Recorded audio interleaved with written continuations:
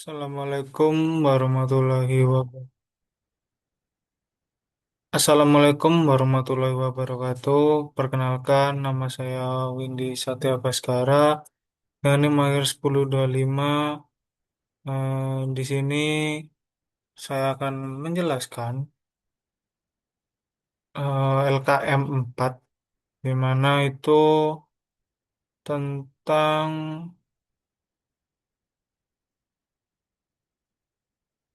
K-means clustering, di mana kita di sini gunain dataset dari Palmer Penguins ya.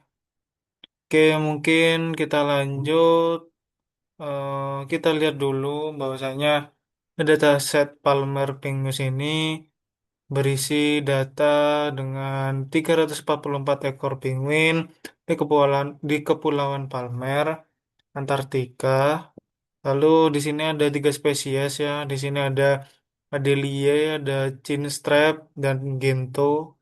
Di mana Adelie ada 151, Chinstrap ada 68, dan Gento ada 123.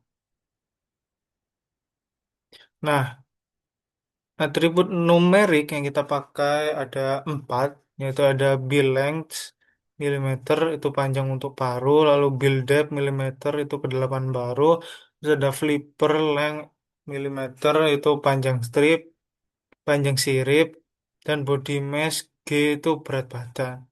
Nah, tujuan kita itu untuk ngelompokin data ini tanpa menggunakan label spesies sama sekali. Lalu kita lihat apakah Cummins bisa menemukan pengelompokan yang sesuai dengan spesiesnya.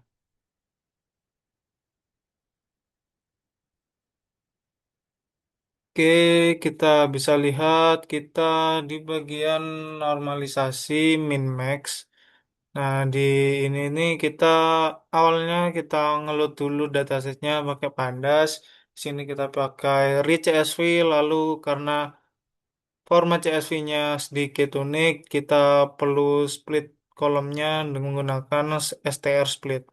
Lalu kita rename kolomnya sesuai atribut yang ada. Lanjut, kita konversi kolom numerik ke tipe float karena awalnya terbaca sebagai string.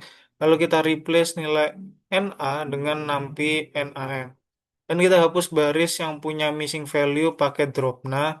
Sehingga hasilnya dari 344 data tersisa, sehingga tersisa 342 data bersih.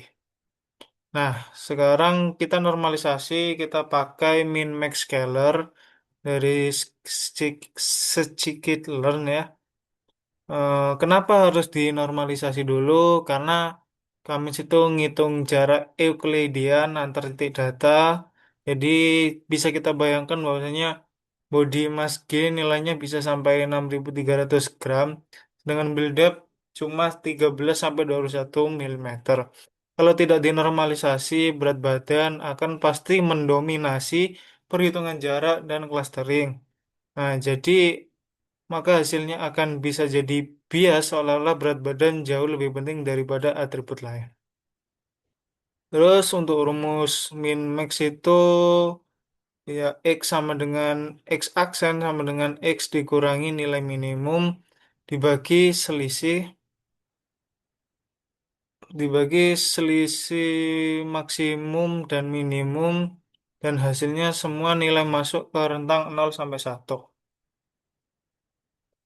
Nah, bisa kita lihat di sini semua nilai sudah di antara 0 sama 1 ya di sini.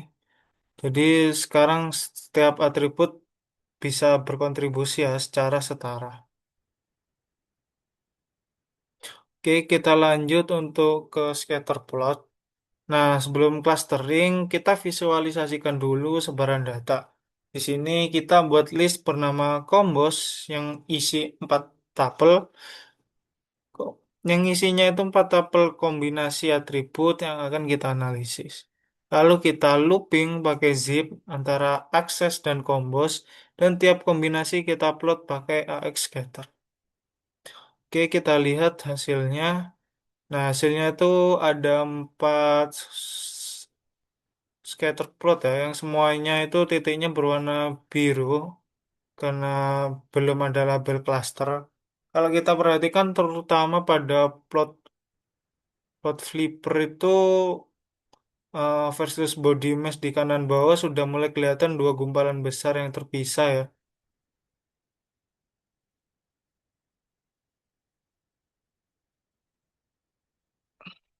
Flipper length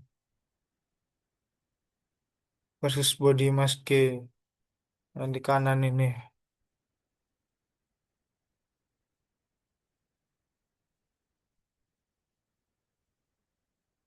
Nah, ini bisa kita gali lebih jauh karena ada gumpalan yang udah mulai terpisah. Oke, kita lanjut yaitu clustering K2, K3, K4 ya. Nah, intinya itu pertama tuh kita loop untuk tiga nilai ya. Jadi K2, K3, dan 4. Nah, di dalam loop itu untuk tiap kombinasi atribut kita ambil dua kolomnya sebagai array X.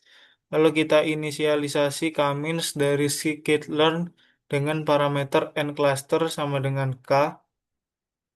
Terus lalu random state 42 supaya hasilnya reproducible dan n init 10 artinya k-means dijalankan 10 kali dengan centroid awal yang berbeda dan diambil yang terbaik. Setelah fit predict, variabel labels menyimpan nomor cluster untuk tiap data point. Nah, tanda X hitam di plot adalah centroid hasil akhir. Kita lihat ke K2 ya. Ini K2.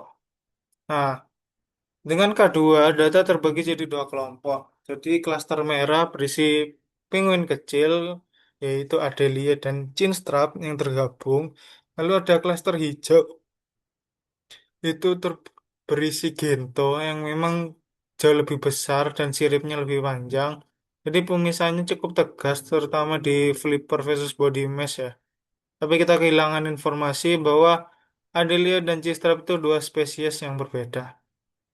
Nah, lanjut ke K3. Di K3 ini, dengan K3 ini terbentuk tiga klaster yang jauh lebih representatif, yang menarik secara tidak langsung. Di sini Kamins berhasil menemukan pola yang sesuai dengan tiga spesies asli penguin, meskipun kita tidak memberikan informasi spesies sama sekali. Klaster merah cenderung mewakili Adelie, klaster hijau mewakili Chinstrap, dan klaster kuning mewakili Gento. Jadi paling terlihat jelas di kombinasi flipper versus body mass. Flipper versus body mass. Oke, kita lanjut ke K4. Nah, K4 ini klaster yang sudah baik itu dipecah lagi jadi dua sekelompok yang sangat kecil. Hanya sekitar 48 sampai 65 data. Ini tidak menghasilkan makna biologis baru dan visualisasinya justru lebih sulit. Eh, kita akan buktikan ini lebih lanjut menggunakan ilmu metode.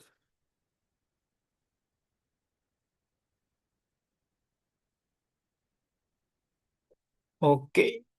Nah, sekarang itu untuk ilmu metode, kita tentukan K optimal pakai ilmu metode. Nah, caranya itu kita loopkan dari 1 sampai 10.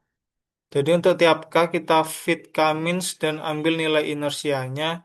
Inersia itu adalah within cluster sum of square, ukuran seberapa rapat data di dalam cluster. Nah, nilai inersia disimpan ke list inner dias, lalu kita plot sebagai grafik garis. Nah, untuk deteksi elbow secara otomatis kita pakai npdiff dengan ordernya itu 2. Itu gunanya untuk menghitung turunan kedua dari kurva inersia. Nah, titik dengan turunan kedua terbesar adalah di mana kurva paling tajam berbelok, yaitu elbow-nya. Jadi kita tanda dengan garis vertikal putus-putus. Nah, ini contohnya. Jadi kita bacanya itu di bagian sikunya ya. Nah, ini hasilnya bisa kita lihat jelas bahwasanya dari K1 ke K2 penurunan inersia drastis, dari K2 ke K3 K3 itu masih signifikan. Tapi setelah K3 kurvanya mulai melandai. Jadi garis biru itu putus-putus. Jadi menunjukkan K3 ini sebagai titik siku dan ini konsisten di keempat kombinasi atribut. Jadi kita simpulkan bahwa sepakat ada di K3.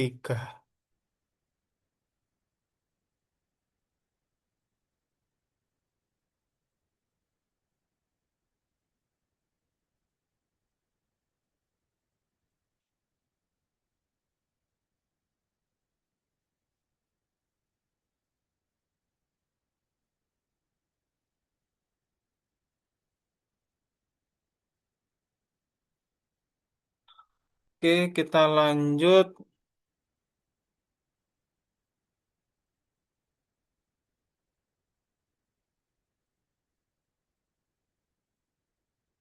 Nah, terakhir kita buat scatter plot setelah clustering dengan K3 yang sudah kita tentukan kita sebagai optimal ya. Nah, kodenya hampir sama dengan sebelumnya. Bedanya itu sekarang kita ngeloopnya itu per cluster. Dan kita kasih warna berbeda untuk tiap label. Kita juga plot centroid dengan marker X yang berwarna hitam. Nah, jadi perbedaannya sangat jelas di mana scatter plot sebelum clustering. Sekarang itu setiap titik punya warna yang menunjukkan kelompoknya. Jadi dikombinasi flipper versus body mass.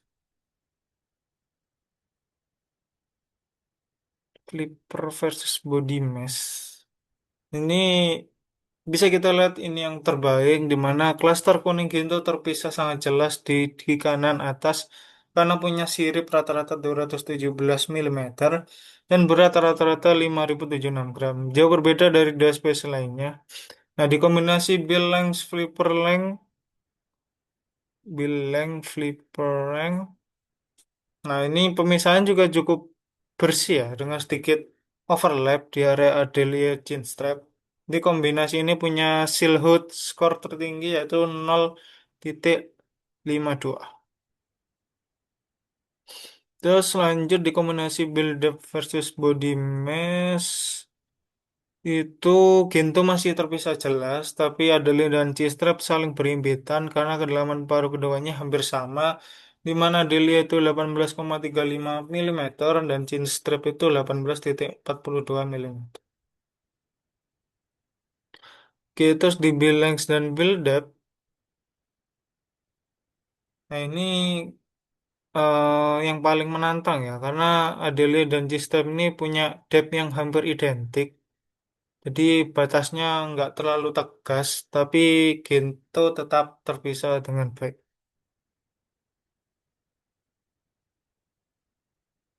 Oke, bisa kita simpulkan ya, bahwasanya yang pertama, normalisasi min-max itu wajib dilakukan sebelum Kamin supaya tidak ada atribut yang dominasi perhitungan jarak. Nah, kedua itu kita menentukan elbow method dan kita temukan bahwasanya ketiga itu yang optimal, konsisten di semua empat kombinasi atribut karena penurunan inersia mulai melandai setelah titik tersebut. Nah, ketiga, Kamis dengan K3 berhasil menemukan pengelompokan yang hampir sesuai dengan tiga spesies asli penguin. Meskipun algoritma tidak pernah diberi informasi spesies sama sekali. Nah, ini nunjukin bahwasanya Kamis itu bekerja efektif pada dataset. Lalu yang keempat itu kombinasi atribut terbaik adalah flipper length versus body mass karena inersia terkecil dan pemisahan visual paling bersih serta bill length versus flipper length karena silhouette-nya itu skornya tertinggi. Mungkin sekian penjelasan dari saya. Semoga bermanfaat bagi saya sendiri karena saya belajar ya. Mungkin sekian, terima kasih. Mohon maaf atas kesalahan saya. Assalamualaikum warahmatullahi wabarakatuh.